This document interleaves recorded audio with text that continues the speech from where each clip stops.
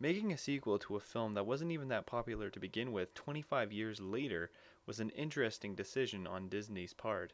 But by putting lots of money into it and making it very pretty, Disney made a somewhat successful film with an awesome film soundtrack, despite the fact that the script seemed to have been written by someone who liked fancy words but had no idea how to put them together properly. My name is Jeremy and I host Listening to the Movies on 101.7 Silver Radio or on www.civl.ca. I play classic hits from great film soundtracks, and last Thursday I played Tron Legacy. It's hard to believe that it's already been 3 years since this film was released.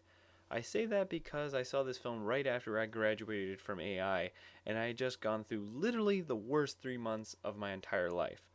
When I left the theater, I felt reborn, but I also thought that the film I had just watched was really stupid. The film follows Sam Flynn, son of Jeff Bridges, Kevin Flynn. Apparently, after the first film, Kevin Flynn disappeared and left the company and his son alone. Sam is now a grown man who doesn't wish to accept the responsibility of owning the company left to him by his father, so he just performs pranks on the company. Now, the first 5 minutes of this film are horrible, absolutely stupid. We get board members clapping like mindless drones to events and plans that they should already know about. We get this fat security guard guy who needs to make sure that people know that stealing is wrong and goes well beyond the call of anything that his pay grade is giving him.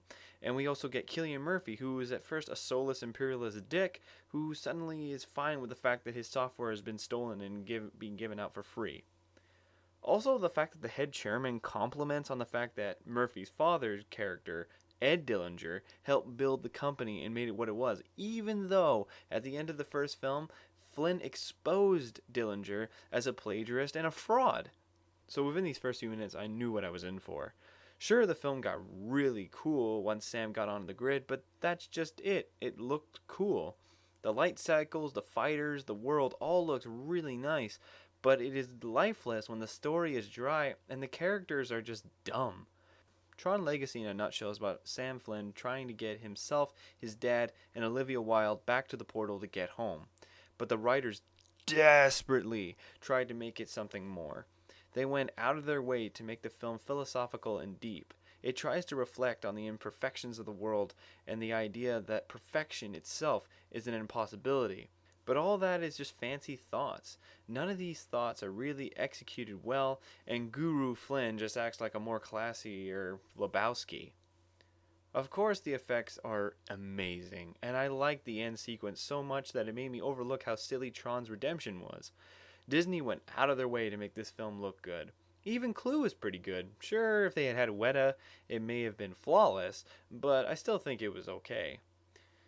The soundtrack is awesome, and Disney knew they had a hot ticket with this. That explains why they advertised the fact that Daft Punk was making the soundtrack so much. I was amazed at how these guys could command an orchestra and mix both classical and electronica together. Songs like Solar Sailor, The Fall, and Adagio for Tron really show the variety and the beauty in the soundtrack. If you want to watch a bad film that's very pretty and has great music, watch this. But to be honest, just listen to the soundtrack. I love listening to Outlands when I'm driving late at night. Just feels really, really cool. If you guys want to catch the recording of the show, click the first link in the description. If you want to catch up on what I play next, click the second link. Oh, and it's one more week till The Hobbit: An Unexpected Journey comes out. So excited. Thanks for watching, guys.